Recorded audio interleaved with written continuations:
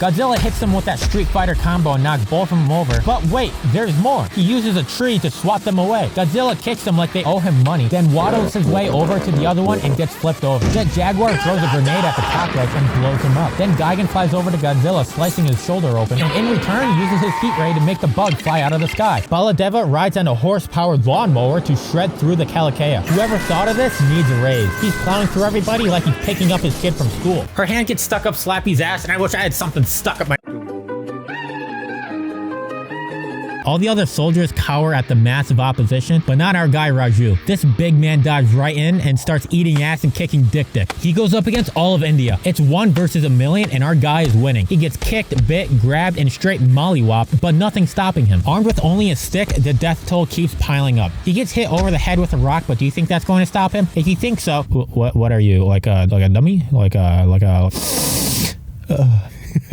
Nothing is stopping this man's wrath. The red guy knows he's in trouble and he's running for his life, but deep down he knows he's not getting away. Raju uses a Mario Kart shortcut and it falls from the weight of everybody. On the cliff, our legend uses his mighty rod to send enemies falling to their demise like it's nothing. He's able to secure the red guy, but not without going down the cliff too, but don't forget, he's him. He uses the riders as shields to break his fall, then gets up with the hooligan and fights through the crowd. This is the greatest intro in a movie I have ever seen. Suck my ass, Marvel. Learn from this guy. He brings him to the military general and everyone is scared of him, even the admiral. This sex symbol represents fire. Remember that. His dad shows up and he's dressed up like one of those freedom flavored popsicles. In the kitchen, he's making a sandwich, and I don't know if you know this, but I make a cameo in this movie. Right here, you can see that I'm Wonder Bread. Will walks in and tells his dad that he's a sidekick, which in this world is basically like coming out of the closet. Dad, I'm not a hero, I'm gay.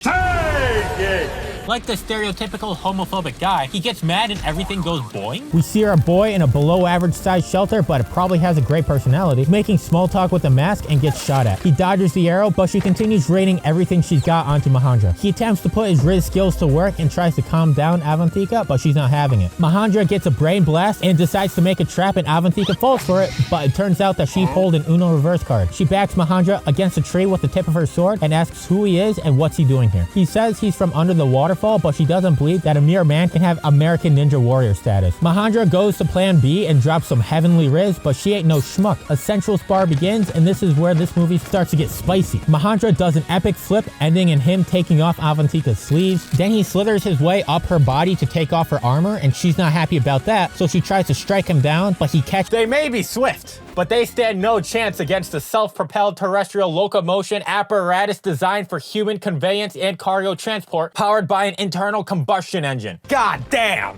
The circle is about to get taken out, but gets yoinked to safety. The self-propelled terrestrial is about to shred Rigby's ass, then cuts him off, cornering him against a tree. Mordecai runs up to help, but gets bodied by the car door. The taxi drives up to Rigby and is going to completely squish his small body against the tree, but he does that himself. And now it just cuts to Jet Jaguar just slapping the bug's little ass and kicks it right in the balls. Hey yo, Jet Jaguar, you're never supposed to hit there. Ah, he doesn't care. One of their friends decide to drive on their own and she gets lost.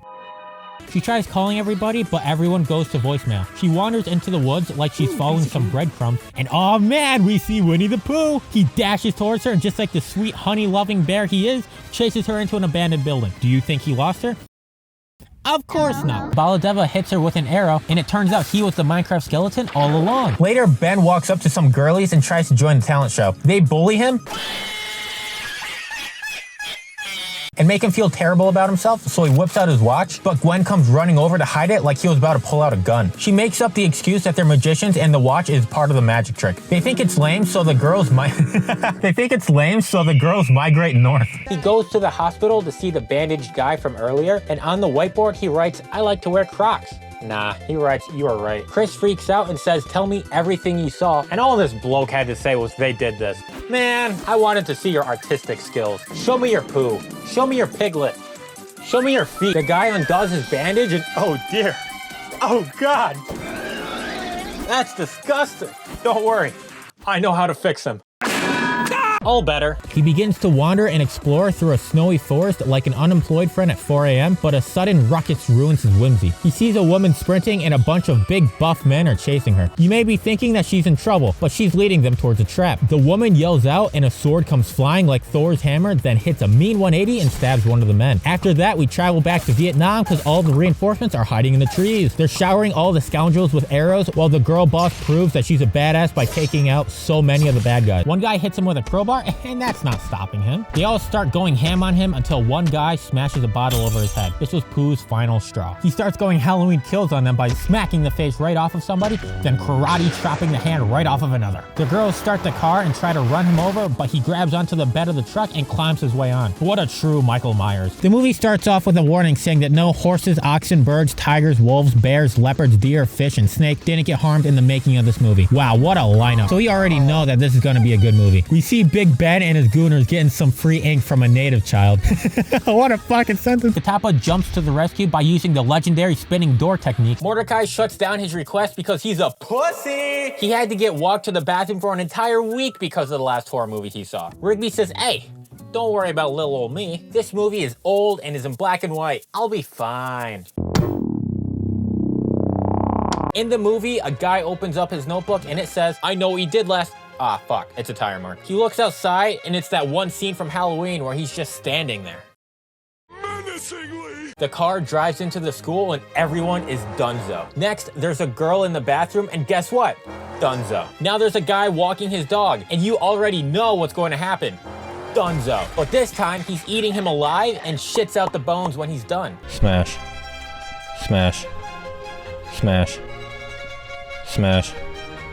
Smash. In her room, she's testing out Slappy. It's nice to meet you too, Amy. That dummy's balls needs to swing low, sweet chat. So he decides to use him as an axe to chop down his son's platform. He continues to release his full force on the men and uses one of the guards to swing him around to break everyone's neck. Complete tomfoolery at its finest. The son, Bhadra, charges at Mahendra, but he slaps the sword, breaking in half, which leaves him dumbfounded. Mahendra picks him up by the neck and starts to run his ones by slamming him into the tree and gives him a concussion. Right when Mahendra is about to finish him off, Katapa comes in with a flying kick that sends him stumbling. Bhadra begs for Katapa's help and he pledges his life for the king. So now Mahendra is in a 1v2 situation. Mahendra tackles them both and snaps Katapa's sword while doing a little group hug while rolling in the dirt. Katapa flies in trying to slash him with his broken sword, but Mahendra tanks the hit and tries to soldier rush Katapa, but that backfires. Katapa gets the upper hand by trapping Mahendra in a tree. Bhadra sees this as a chance to strike and starts charging with a boulder. Mahendra's quick thinking frees him and bonks Bhadra on the head. Mahendra throws a stick at him and he's probably thinking like, bitch, what the... Before Mahendra takes him out again, Katapa comes out of nowhere and gives him the same treatment. Godzilla hits the chicken with an overhand hard enough for it to run away in fear, and Megalon comes back to give Godzilla a little off the top. Now he's crumbling Godzilla's cookies. He acting like that goat. They tussle until Megalon calls for a timeout, so Godzilla looks over to the chicken kicking Jet Jaguar like a kid done playing with their toy. Gigan gets Jet Jaguar in a headlock and is about to do what happened to the other guy who worked the fish fryer at Long John Silver's, but thankfully Godzilla saves him. Megalon pisses fire around the two and they're now completely surrounded. They try to run away, but the monsters shoot explosions all around them, creating a ring of fire. They're now trapped and helpless. The monsters start taunting them by slapping their butt. What on earth are they going to do? I have an idea. What if they just majestically float away?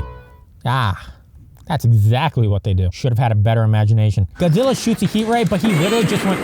Jet Jaguar cuts the wires that made Gigan fly and holds him back, breaking their arm in the process. He lifts him up, throws him in the air, and gets roasted like a turkey. Now Megalon is left defeated on the floor. What are they going to do to him? Prank him, John. Jet Jaguar holds him up, and this is the moment you've been waiting for.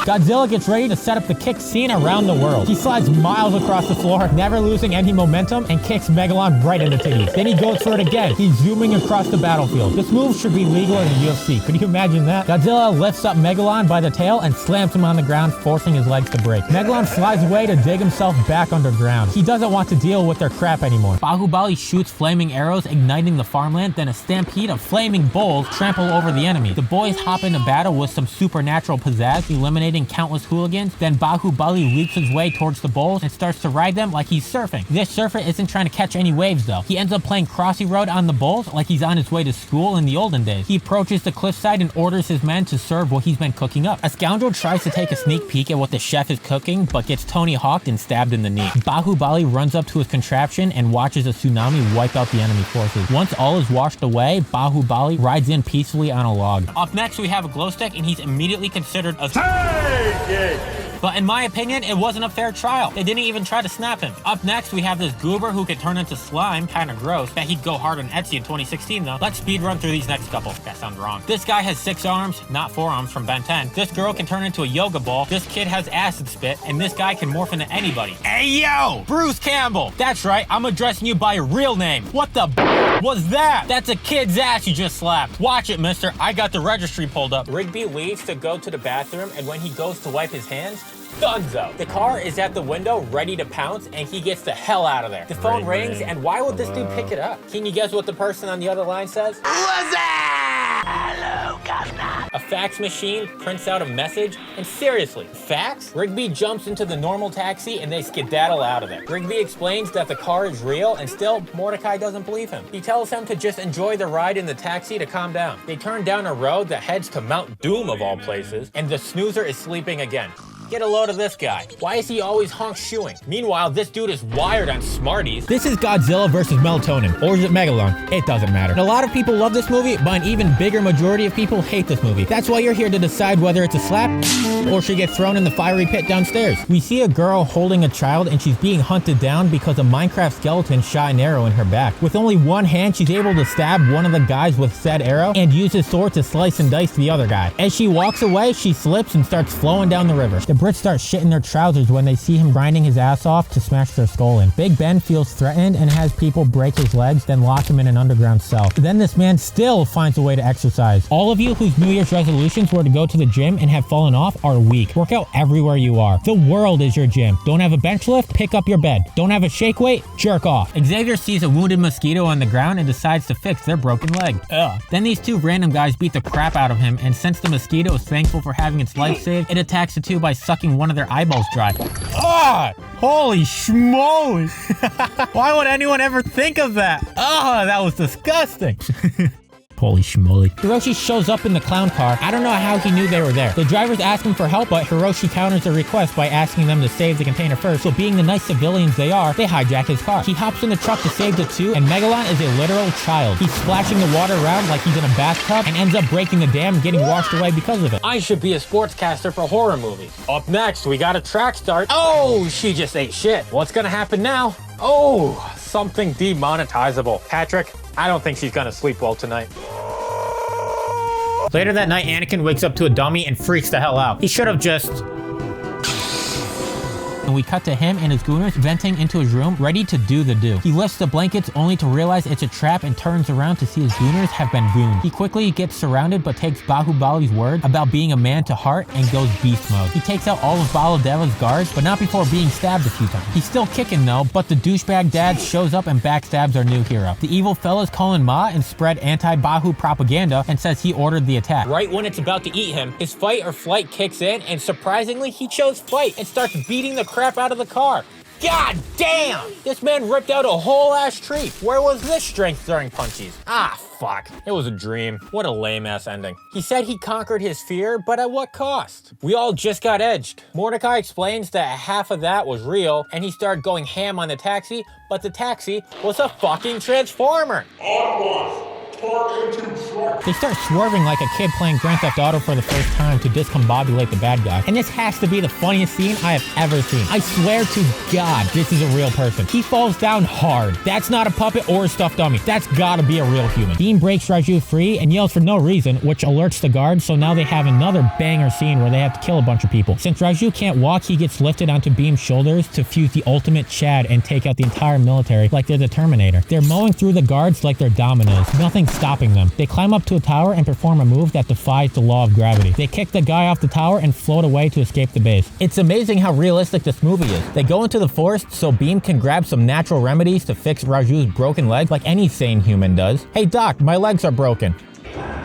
On Bahubali's side of the fence, he uses catapults to launch a giant tarp that soars through the sky like Aladdin's magic carpet. When it lands, it takes out a massive group of the Kalikeya and traps a whole lot more underneath. Bahubali launches a single flaming arrow which sets the entire carpet on fire because it was doused in gasoline. More flaming magic carpets are seen from above and the enemies are shit in their trousers. Unfortunately, more than that is going to be needed to stop these monsters. Back on Baladeva's side, the Kalikeya finally reaches the wall, so he pulls out a massive hammer flail combo and goes absolutely berserk. On the other hand, Bahubali's doing the same, but with a sword and a smaller hammer that has a great personality. I know -1 just came out and that movie was a banger, and Godzilla x Kong: The New Empire is just around the corner, but trust me, this one hits different.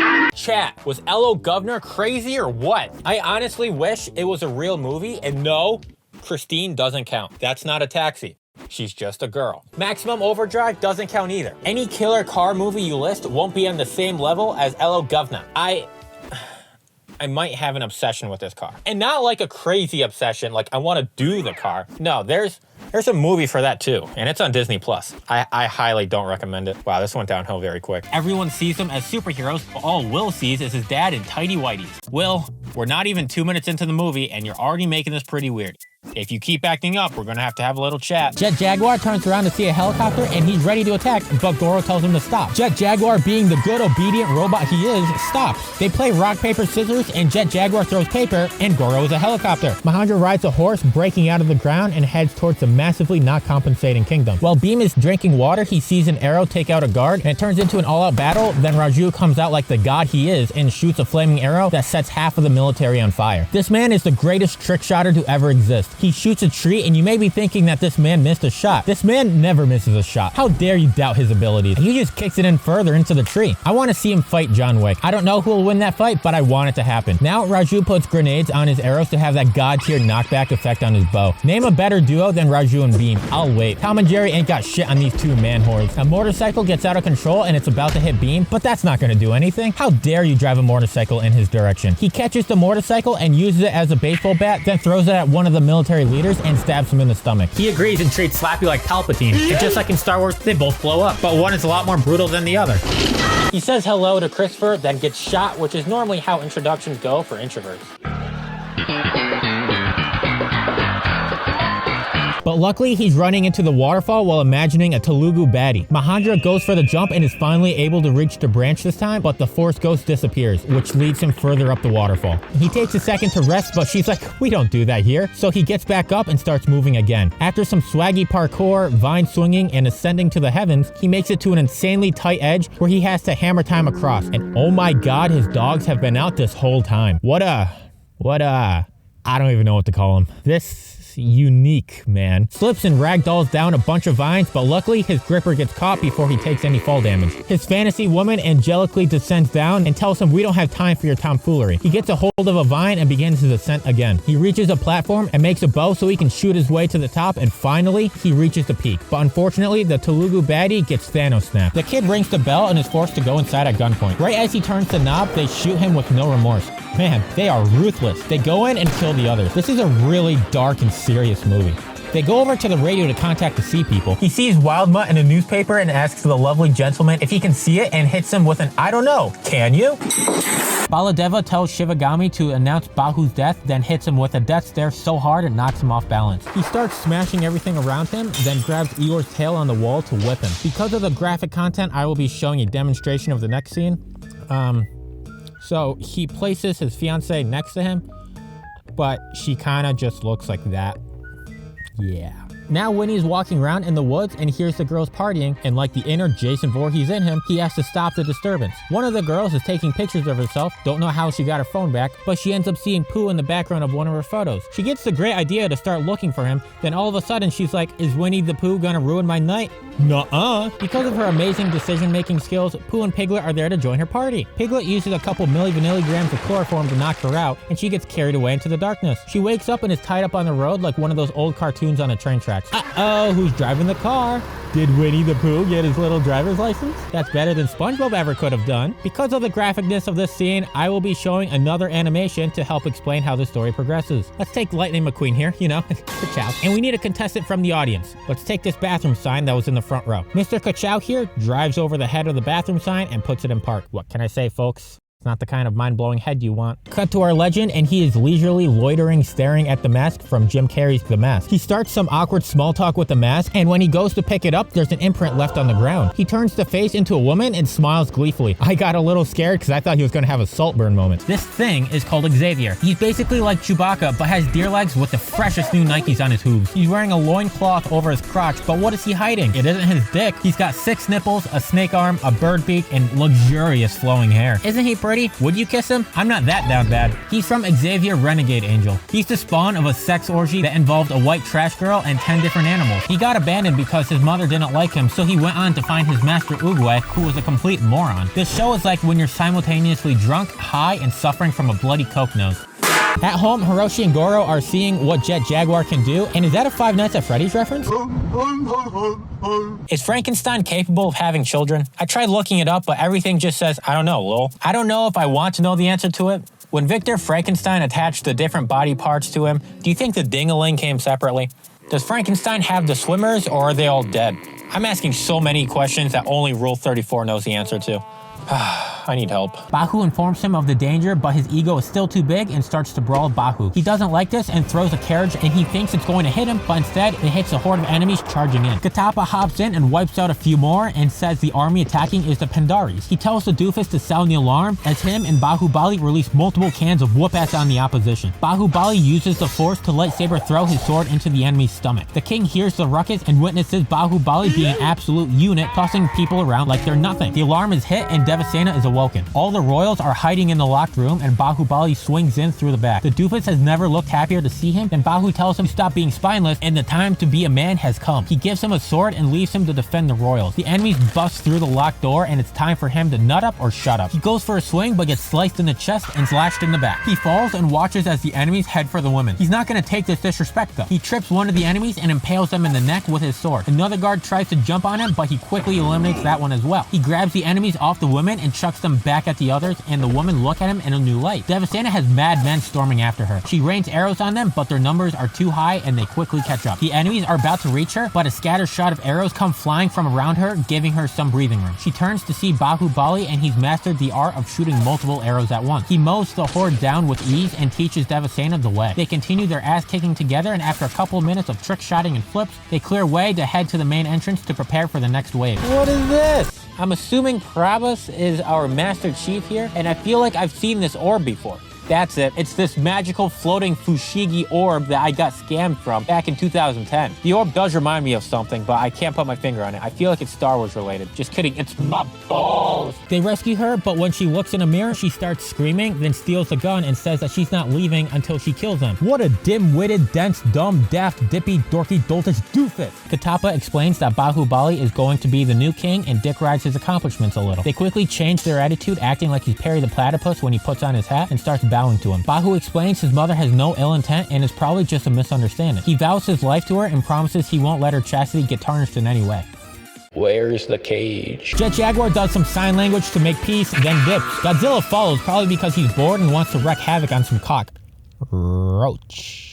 The beasts are set free and go wild on the British officers. Beam starts swinging officers around like nunchucks and chucks a big kitty at another one while simultaneously dodging a tiger. Who is this man? How is he somewhat single? He stops his rampage to make sure Jenny is safe and continues his tirade. Then Mr. Racist throws the little girl in the house and tries to fight Beam, but just gets his shit rocked. Beam absolutely annihilates the douche. He tries to use a chain on him, but Beam counters it and proceeds to beat the ever-living daylights out of him. He deserves all of that. He gets the keys to the house, but uh-oh, here comes Raju and he's mad. He's riding in on a flaming carriage. Who thinks of this? This movie's awesome. He hops off right in time for the carriage to flip and hit Beam. Raju Giga Chad walks towards Beam and tries to arrest him, but Beam resists. He can't believe that his bromance is gone. Beam says that he needs to save the girl, but Raju isn't having it. Raju hits him with a brutal gut punch and is followed by a heavy backhand, which knocks the keys into the sewer, and now the bro-off begins. He grabs Raju by the crotch and throws him into the yard. Beam grabs a metal chess piece looking thing and smashes a fountain trying to hit Raju. Raju, being a god, skillfully skillfully dodges the fatal blow, but honestly, he probably would have caught it if he didn't dodge it because homie is goated with the sauce. This is some Avengers level threat, but these fight scenes are better than every Marvel movie combined. Beam is just taking punch after punch, but all he needs is one flick to send Raju flying. These guys are the world's best trained martial artists. They're blocking every hit. Fireworks start going off, and now this is where the Fire Nation and the Water Benders come to die. Raju takes fire, Beam takes water, and it's a battle to the death, but Beam escapes and climbs the building to get to the backyard where the little girl is. Raju throws a potted plant at Beam and has the opportunity to murder him, but Raju doesn't go through with it. On the other hand, Beam grows his Wolverine claws and stabs him in the heart, but he's somehow still alive and runs at Beam, so he pulls out his Indiana Jones whip and lassos him in midair. Then sees the doofus showing Bahubali and Katappa what weapons are. Bahu is told to strike a log and lightly caresses it not to blow his cover. Devasena and the royal peeps walk off, and the doofus attempts to guide Bahubali through the steps on how to actually swing a sword. He cuts completely through the log, and the doofus is dumbfounded. Later that night, Rigby has nightmares about the car, and it's waiting outside for him. He looks at Mordecai, and again, he's... Then bam! It's outside the window. He runs over to him to wake him up, and ah shit, that's not a bird. It's a car! He wakes up from his nightmare with Mordecai yelling at him to shut up. He tells him to dream about being a tough guy, so he tries, and yo, chap, this dude isn't a tough guy. In his dream, he walks down an alley and gets followed, but oh shit, he sticks up for himself. But someone else is also in the alley. Rigby's donezo. He takes a regretful look at his sword before he does his due. Black hole sun. Goro and his son are tied up in the back of a metal container. Reminds me of the time I tried to be part of the live audience in Drake and Josh. There was no live audience. They start getting tossed around and we realize they're in a truck. Inside the cockpit of the truck, two random people are being paid to dump the container in a river. They break free but still get tossed around like they're a... One of the bad guys puts a floppy disk in the computer and is now able to control God. This film is amazing. What the crap and beef is that? It's a bird. It's a plane. No, it's... Oh. The commander says, think fast, and murders his child. Now we're introduced to Will's best friend, Layla. She's what a hippie would be if they had superpowers. She's basically Mother Nature and has the powers of miracle growth. The mom, Jetstream, talks about how fast they grew up and that it feels like it was just yesterday when they were skinny dipping in the kiddie pool. Disney. I thought Nickelodeon had it bad, but you're acting pretty. I know you've had a dark past, but I didn't think it was going to be this recent. Time skip to Mahendra growing up. He's constantly trying to climb the waterfall. He's yearning for the peak, but keeps falling down like he's on a slip and slide. Eventually, he reaches Ninja Warrior status and gets closer to the top, but a big leap is in his way. He tries to reach for a branch, but ends up ragdolling into the rocks. What on earth is happening here? Is he killing them or using them as a weapon? And I know physics doesn't mean anything in movies, but he's grabbing onto two people. Is he compressing them together enough to hold all six? Or you know what? I got it. He's able to use the Force. He has telekinesis. That explains everything. Oh my god. Forget everything I said. Literally, the next frame disproves my entire hypothesis. They're all smiling for the camera.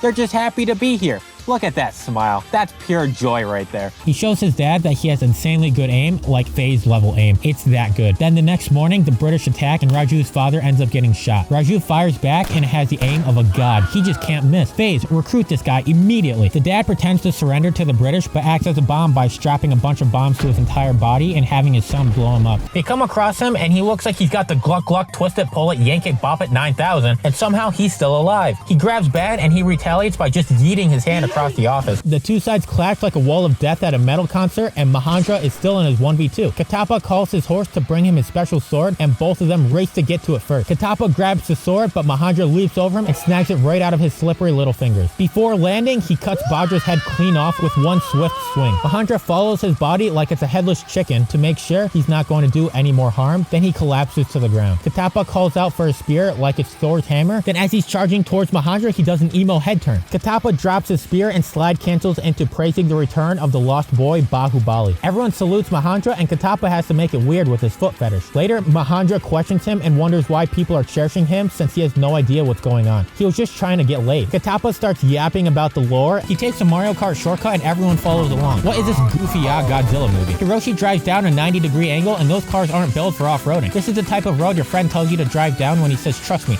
I know a shortcut. The motorcyclist does a sick trick above the car, then falls over and gets oozed on. while the red car crashes through a shed. Megalon comes breaking through Earth's surface, ready to mess up some people's credit scores. And here comes our flamboyant god flying in circles, not because he's confused, but because he's played Elden Ring. He's going to read that boss like a book and get Megalon to follow him. This is literally the opening scene of Star Wars. Devasena uses Bahubali as a bridge to get to the boat, and it transforms into a mega swag swan ship. They start singing sea shanties about sex by saying things like they're going to spread like wildfire all over each other. Winnie, like a god, starts the chainsaw with one pull. I'd like to see him start a lawnmower. I'd let him mow my lawn. Christopher comes out of nowhere with the 1, 2, 3 combo, but Winnie tries to make a comeback and backhands him. Pooh tries to finish him off with the chainsaw, but that only leads to it catching on fire, making him even deadlier now. Chris tries to hide in a car, but Winnie's a bear. He can sniff. Winnie makes his way in the car and Chris closes the door on him. What is this dude thinking? Winnie breaks through the window and chases him down. I swear, if he uses that chainsaw to cut down a tree, I'm going to count down the days until the Lorax becomes public domain to kick your ass. He reaches Katapa and he's about to be burnt like a Salem witch, so he frees him, then a rain of arrows comes flowing in. Being the legend he is, he eats all the arrows and protects Katapa. He slices the arrows off him like it's nothing, then Bahubali carries Katapa to safety. Katapa begs Bahu to leave him, but he refuses. They take a break and he says Katapa promised to hold the baby first, and he's making sure that happens. The enemy starts closing in, then hits Katapa with a, "As long as you have been by my side, no man has been born yet to kill me." Oof! Man, if only Bahubali saw the first movie, he'll know what's coming for him. Bahu starts standing on business while wearing a sweater, and does a little bit of karate, then makes a contraption that has dozens of bodies attached to a giant cross. Lightning sets it on fire, and goddamn, he is such a badass. They have a dance-off, and they're getting sturdier than my mental health. The women join in, and eventually everyone is getting down.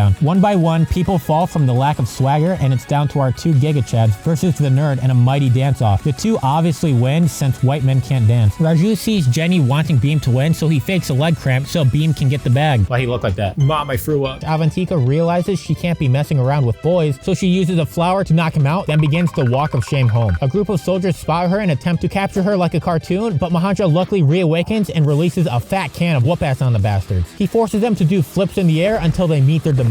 When one guard thinks he's got the upper hand in a situation, Mahandra just pushes him further into a tree. One guard thinks he's Bahubali and kneels before him, apologizing and begging for mercy. Mahandra notices a large army of soldiers charging at him, so they roadrunner their asses out of there, but the men are hot and on their trail. One soldier throws a rock and nails Avantika in the leg, but this doesn't stop old Mahandra. Our silly legend pushes a boulder towards the men, but he underestimates his strength because he just caused an avalanche. Looks like we got a new Giga Chad in town, and he's not going down that easy. This geezer breaks off a chunk of rock to create the perfect sled, then Shaun White down that hill like it's a Red Bull commercial. These two gods leap over a giant cliff with ease. Nothing's stopping these two goobers. On the day of execution, a bunch of shit goes down. A tree falls on the general's car and tosses him in the air, where he grabs a gun and quick scopes the tire off of Raju's vehicle, which sends him and the little girl flying. Raju gets impaled and lives because he's just built different. Meanwhile, Beam breaks free and kicks everybody's asses. A soldier fixes his gun and tries to take the shot on Beam, but Raju finds the perfect opportunity to take him out. Beam, not realizing who he was trying to shoot, slaps him with a log and kills Raju.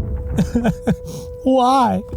Raju was my favorite character, and he just dies like that? What the fuck? Just kidding. While on the ground, Raju holds back the other guards, preventing them from chasing Beam, and gets himself arrested. I don't know why, but he was just waiting underwater for his cue like a dolphin at SeaWorld. The fight begins again, and Bahu annihilates Baladeva's lawnmower with some sick parkour. They both throw spears at each other, and Bahu shatters through Baladeva's and just barely misses him. His chariot crashes, and he gets up like it's nothing, then ties back his hair to prepare to run his ones. He hits Bahu so hard, the stone beneath him shatters. That doesn't matter though, because he's got Captain America's shield and is able to absolutely obliterate him. Baladeva gets the upper hand by wrapping a chain around his neck, then makes a giant stone horse fall on him. Baladeva, still having a hold on him, tries to yoink him over, but this just makes Bahu mad. He starts ripping the tree from out of the ground and bangs Bala on the noggin. Mordecai brought the popcorn and Rigby brought the movie. Mordecai's bottom ass thought they were watching Shy Guy, but us cool kids know that's not gonna happen. Where my horror fans at? Hey yo, where's my hug at? Rigby whips out Elo Governor, and with that cover, you already know it's going to strike fear into your little wiggly toes. The next day at school, the bullies make Will trip and spill all of his lunch on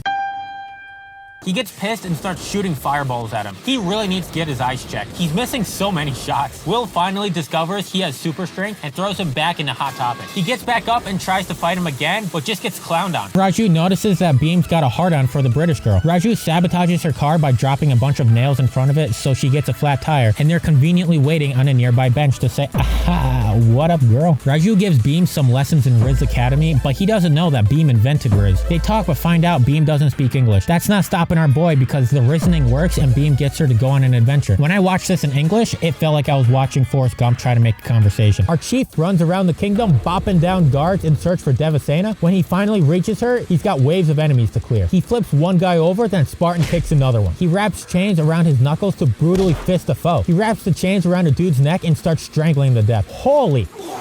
They're trying to tangle with a tiger. They were not prepared to die tonight. He's whipping people away like they're nothing. The blubbering sun sounds the kingdom's alarms, so Mahendra cuts Devasena from her chains and escapes. Katappa is sent to bring him back alive, and a lofty chase begins. He blows a horn, which leads to the activation of booby traps, and flaming hay bales begin to fall, which block Mahendra's path to freedom. Nothing's ever gonna stop Mahendra. This man is invincible. Throw anything at him. I guarantee he'll block it.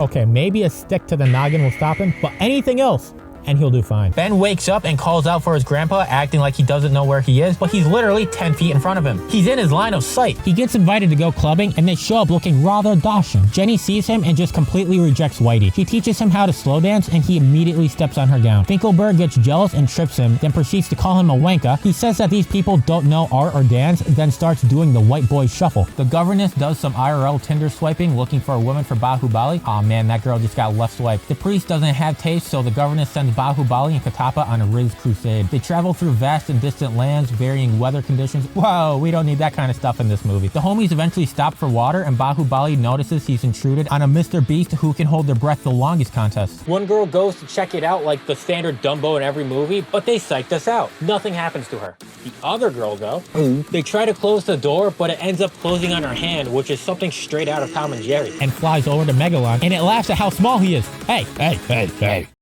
He's average sized. Jet Jaguar takes a Viagra and grows to match the size of Megalodon and clocks it on the side of the face for talking smack. In return, it uses its horn to headbutt Jet Jaguar's shoulder, and that's gotta hurt. Megalodon flies in circles like the penicillin man right before he takes another victim. Meanwhile, Jet Jaguar just stares at him like I normally do until he performs a trust fall. The three run up that hill and see Jet Jaguar getting his tushy polished by the giant bug. Megalon uses its drill hands to dig underground, and Jet Jaguar uses his flashlight eyes to see where he could be, but that's not gonna do anything. Megalon swoops up from underneath him and plops Jet Jaguar on all floors. He's always ready. I know what you mean by that.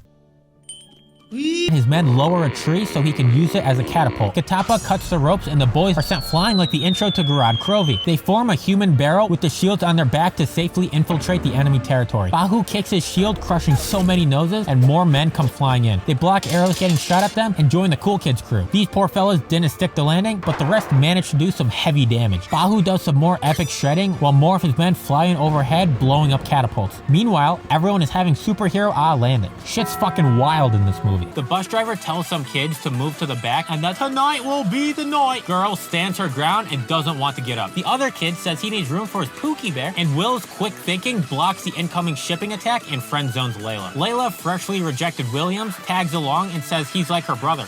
Oof! I bet she's from Alabama or 1800s Britain. Am I right, guys? Both of them are taking mass amounts of damage. Jonah Hill from Megamind tries to flirt with Layla, but gets turned down. The bus driver, Ron Wilson, sniffs some snort and drives like a maniac, leading to him driving off an unfinished highway, kind of like in Trick or Treat. Mahendra's having a bit of an Arkham Knight moment looking over the kingdom and hears guards approaching and joins them in disguise to the king's throne room, kind of like in The Wizard of Oz. Baladeva demands to know who was the first to say Bahubali during the ceremony. The room stays silent, so Baladeva's blubbering son steps in and threatens to steal all of their tongues if no one speaks up. All the guards collectively squawk nonsense until Baladeva silences them again. Then one speaks up and says he did. Baladeva looks over centrally and calls forth the guard. They walk forward and it's our main Giga Chad. He knocks over a goblet of fire, causing flames to spread up the curtain, then does the magic trick where you're standing behind a bus and disappears. There's a train dripping oil that catches on fire, and there's a kid stuck in the water. Raju and Bean both signal to each other to take action. The Giga Chad gets on the horse and the badass hops on a motorcycle. They both grab some rope, and I think things are about to get kinky. They both tie the end of the rope to their torsos and ride their vehicle at full speed on separate sides of the bridge. Beam's able to grab the kid and toss him to Raju, and in return, he passes him a flag. For some extra swagger, Beam uses the flag to negate the flames until he's able to do an epic handshake above the flames with Raju. They realize they have a true bromance going on, so they show a 5-minute montage of them being all cute together. She announces the child as the new Bahubali. The crowd cheers as Katappa slides in for a foot grab. They return home and Hiroshi throws a rock, breaking the camera. The bad guy goes to check what's going on and the kid throws a plane at his nose. There's so much blood flowing from his face. I can't believe that tiny toy could cause that much damage. That toy is lethal. They break in and start beating up the guy, and then the kid comes out of nowhere using a Minecraft block to Tarzan swing towards the enemy to knock him over. Goro comes in and they try to take the guy away, but hear Megalon screech, so they decide to run. Rigby stays in the car while Mordecai and Pops go out to push it, and he freaks out even more when they start pushing the car backwards. He sees the evil taxi, and this man is losing it. He runs away, and Mordecai finds out that the car is actually real. They run away, damn!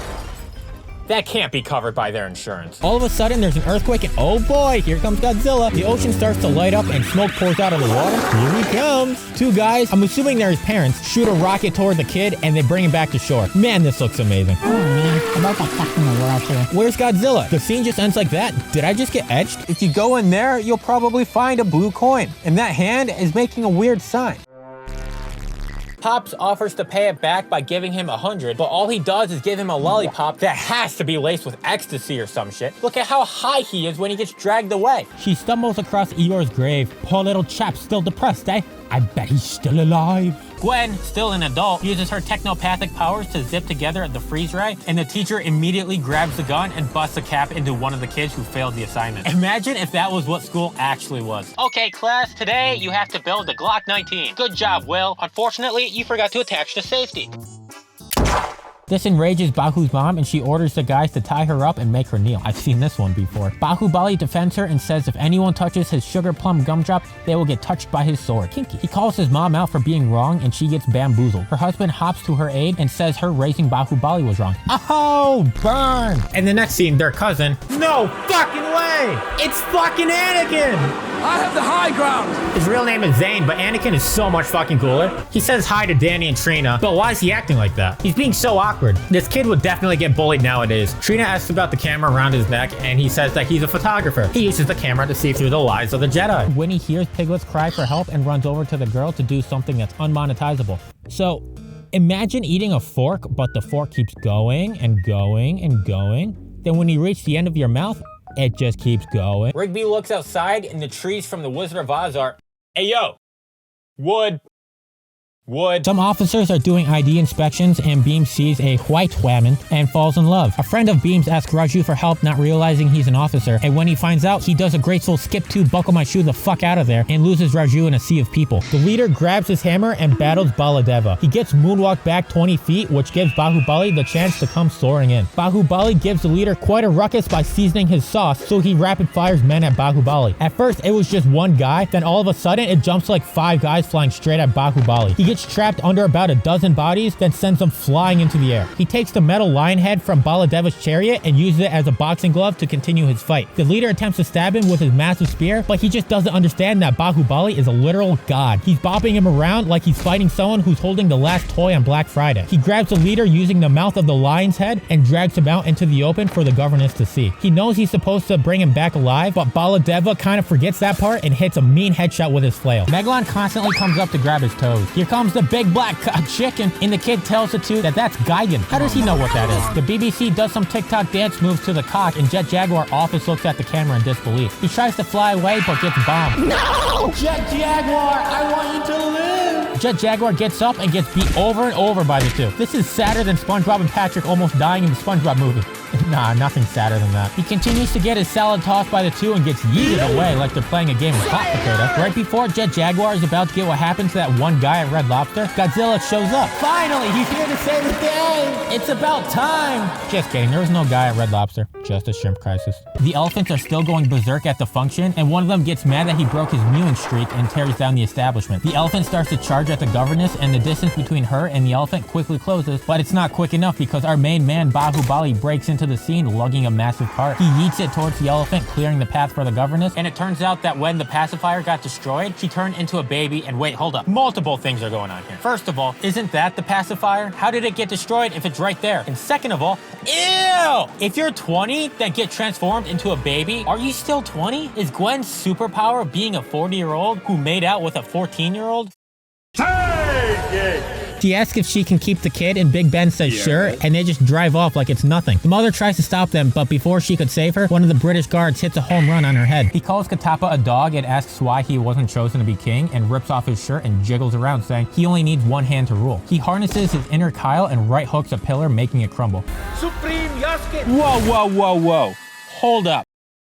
Are those the energy swords from Halo? His parents don't know that he doesn't have any superpowers yet, so he hides this by trying to lift weights but is held back by his build. This dude's built like the stick bug from A Bug's Life. He's built like the Applejack cinnamon stick. This dude's built like Flat Stanley. There's a few more aerial shots of the massive, definitely not compensating kingdom, and it's this guy's kingdom, Baladeva. He watches the slaves work and he's not scared of anything. To prove it, Baladeva starts to brawl with a bull, and after about a minute of playing tug of war, Baladeva subdues the bull but celebrates too soon. It breaks loose, and boy is it mad. Katapa steps in to stab it but gets launched away. Baladeva quickly leaps to action and Hulk smashes its head, knocking it out cold. We meet the man himself, Beam. This man pours blood on his head to lure a wolf. The wolf chases him and it follows closely, but Beam's parkour skills are just too goated. He sees animal tracks while running, which turns out to be a tiger, and it tries to pounce on him, but he's just too sexy with it. Now he has to run away, and Beam uses a log to rotate the tiger. They use a Scooby-Doo tactic to catch the tiger, but the sticks holding it together breaks, so like the absolute unit he is, he grabs onto the rope and yells at the tiger. Yeah, who's the alpha now? I am now the alpha. At the bad guy's kingdom, we see guards bullying the citizens and a shot of men being whipped while tied up. It reminds me of a time when a friend and I went to Brooklyn. We can't talk about it though. Not because we don't want to. We'd love to, but it's for legal reasons. Don't comment about it. Don't even think about it. I'm watching you. The other guy, Goro, checks his laboratory, and this is our first glimpse of God. This guy right here is the best thing to ever enter the Godzilla universe. That robot is called Jet Jaguar, but let's call him our Lord and Savior because he saved this movie from being bad. Alright, I may be stepping over a bit. The kid finds some powder on the floor. Guys, want to know what this movie is missing? It's not Godzilla, it's a welding montage. Shout out to all my welders out there. Hey, that boy is looking pretty dapper. He looking clean. Where's Godzilla? Our god gains consciousness and starts to waddle. Meanwhile, the kid tries out a motorbike, but ends up getting stopped by the bad guys in the goofiest way possible. They make the kid get in the car and return him home. Together, they're called the Commander and Jetstream. I don't know about you, but Jetstream sounds like another way of saying you really have to pee. And goes Office Space style on the shrine. After breaking it from the platform, he picks it up and starts marching towards the waterfall. The tribe people stare in awe at the ungodly strength of our new legend, Mahandra. He places the shrine directly underneath the waterfall so it can be cleansed easily and for Sanga's wishes to come true. He asks his mother if she's happy, then starts getting sturdy. The brother is showing the family a video of her 13-year-old sister, Amy, changing. Oh boy, we're already starting off with some crazy shit, man. She turns it off and the dad says, "Where's your sense of humor?" Boy, if you don't get your squiggly diggly head. Amy does her act, and that dummy sees a fly on the wall. That dummy forgot everything. Later, Devasena is refused access to the royal line, so she has to climb into the citizen line up front and witnesses the new commander getting a little handsy with the local woman. When it gets to her turn, she grabs the knife and slices off his fingers. He orders for her arrest, and now we're on Judge Judy. The movie, Kalki. The setting, that one annoying level in Lego Star Wars where you played pod racing around the dunes and player 2 is always dragging you across the screen. See, wasn't I right? Wasn't this one of the greatest journeys of a lifetime? What was your favorite part? Mine's both the greatest intro of all of cinema when Raju uses his mighty rod against all of India, and of course it's gotta be when he gets jiggy with it. Ah crap, I can't reference that anymore. I don't want to get slapped. The Kalakea leader makes everyone put up a wall of hostages to use as shields, so Bahubali stops to think of a plan. Baladeva is a little too bloodthirsty and mows through the crowd. Bahubali disappointingly stares and begins his more civilized plan to proceed without killing the hostages. His plan is basically Michael Reeves' taser camera where everyone falls to the ground, but instead of electricity, it's rocks. Jet Jaguar cuts the wires that made Gigan fly and holds him back, breaking their arm in the process. He lifts him up, throws him in the air, and gets roasted like a turkey. Now Megalon is left defeated on the floor. What are they going to do to him? Prank him, John. Jet Jaguar holds him up, and this is the moment you've been waiting for. Godzilla gets ready to set up the kick scene around the world. He slides miles across the floor, never losing any momentum, and kicks Megalon right in the titties. Then he goes for it again. He's zooming across the battlefield. This move should be legal in the UFC. Could you imagine that? Godzilla lifts up Megalon by the tail and slams him on the ground, forcing his legs to break. We hop into a narration of the Kalakaua War and the events leading to Bahubali's crowning, and it happens to coincide with the festival once every 26 years to break the evil spell cast by the It's the Mushroom Kingdom. The older sister wakes up to her painting being destroyed, but I think it got improved. Look at that nice family. They all have their mother's eyes. Time will change. Time does that. Yeah. Time. Now we're with the woman from earlier. She's sleeping by a river with her hand in the water. I'm surprised she doesn't have to pee. Underwater, we see Mahandro swimming towards her so he can gently give her a tattoo while the foot fetish fish from Victorious picks at her hand. Realizing the pacifier is now stolen, he calls his bus driver, and Gwen thanks his parents for showing up to homecoming and reveals that she's a royal pain in the ass. Meanwhile, Raju tortures Beam's friend from earlier to find out who he's looking for, but can't accept that it's Beam. He catches a poisonous snake in his hand and uses it as a weapon. Raju gets bit and realizes he's in trouble. And now he's just like, you know what? Get out of here. So he frees the guy, then passes out in the village where Beam finds him and comes to the rescue to save his life. Now, Raju is feeling every emotion that your therapist tells you to feel. He's sad, frustrated, distraught. He can't believe that Beam is the guy he's been looking for. This story just tears apart any hope that I would have a bromance like what they had. He takes out his anger on a punching bag, but moves to a wall to harness his inner Kyle by repeatedly punching holes into the brick wall. All of a sudden, bandits start running amok into the village, causing quite the kerfuffle. The men marching are soldiers in disguise and quickly jump into action. The bandits head for the carriage, but she jumps out and lures them with the cloak. Bahubali watches Devasena use her cloak to hide her jabs to take down the bandits. And with one swift sweep, she takes out 4 of them and locks eyes with Bahubali. She breaks the staring contest by kicking a goober in the throat and just completely bodies everyone around her. Katapa and Bahubali are impressed and go into the woods, but quickly get surrounded by a shit ton of bad guys, but the boys are ready for some ass whooping. Bahu leaps in to kick ass and take ass. He whips out the hatchet and bops a guy for tossing his weapon like a frisbee to Katapa. He catches it and wallops a couple of bandits as well. One bandit thought he was a wise guy, but he chucks the hatchet into the poser's chest, then yeets him towards Bahubali, where he takes the weapon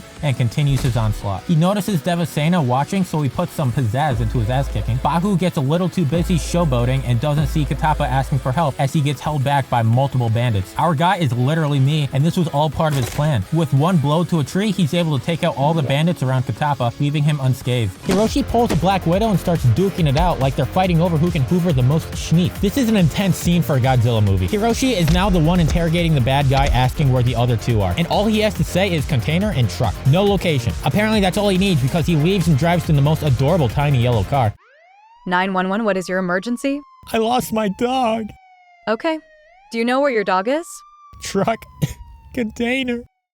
Ladies and gentlemen, Mr. Conway Twitty. A British ceremony is going on, and an Indiana Jones-sized truck crashes the party and does some Need for Speed drifting. The drifting unveils the bed of the truck, which is full of wild beasts and Beam. This man is my idol. You already know he's going to drastically change people's lives for the worse by sending them to the hospital. Then their hospital bill is half the price of their mortgage, so they ask their doctor, why is the price so high? And then all they have to say is, Bahu Sparta kicks Baladeva off the remaining parts of the statue and breaks his back, but that's not all. He does some WrestleMania move to shatter his armor, but ends up getting tossed backwards. Baladeva gets up like he didn't just fall 40 feet and takes off his armor. He tussles with Bahu and gets him on the ground, so he gives him the Jesus treatment. He breaks off his armor and does some Kali Ma shit to his heart like an Indiana Jones. Unlike Jesus, he's able to break free from the stake and gets on top, but gets yeeted away towards the shrine. He powders his pecs to prepare for the next round and wraps chains around his fists to make a boxing glove. He backhands Baladeva. He's gotta have some ringing in the ears after that whip. He tries to go in for a punch, but gets his muscles turned into jelly. He gets his shit wiped and gets thrown over to the pile of sticks. Bahubali gets the power of Zeus, Thor, and every other lightning god on his side to strike Baladeva in the knee, keeping him in his place. Devasena pulls up and Bala asks her to die with him, then she gives him the cold shoulder as she dumps the hot coals in his pit. He goes to the man cave Bromar because he's pissed, and damn, I feel bad for the mom. They return home to find their door already open. A bad guy knocks one of them out, and the kid runs up to him to give him a hug, but gets neglected, and that's probably gonna lead him to need therapy when he's older. Another bad guy enters the stage to try and take out the other guy, Hiroshi, but he's too slick. He should try to hit him with that floating cube. He got pushed over. He gets back up to chase after the bad guys, and they drive away, so he hops in a car to chase after them. The bad guys hit him with that PK fire out the window, setting everything on fire, and get away. You guys were obsessed with my Goosebumps video. You took that video and pow, straight to the moon. You took that video, put it in a jar, and did unspeakable things to it.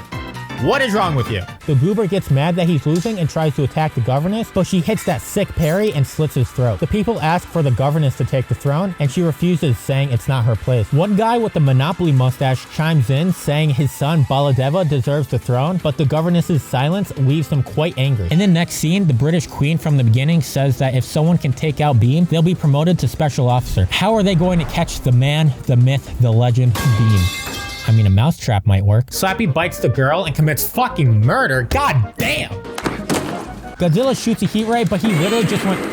An old slave helping erect a statue faints, causing a Rube Goldberg-like disaster, which leads to everyone freaking out. But right before disaster strikes, our main man breaks out of the crowd and grabs onto the rope. He single-handedly stops the 100-foot statue from falling. They all begin to chant Bahubali as they finish erecting the statue. Devasena gives an I told you so look at Baladeva, and he's ready to pop a blood vessel.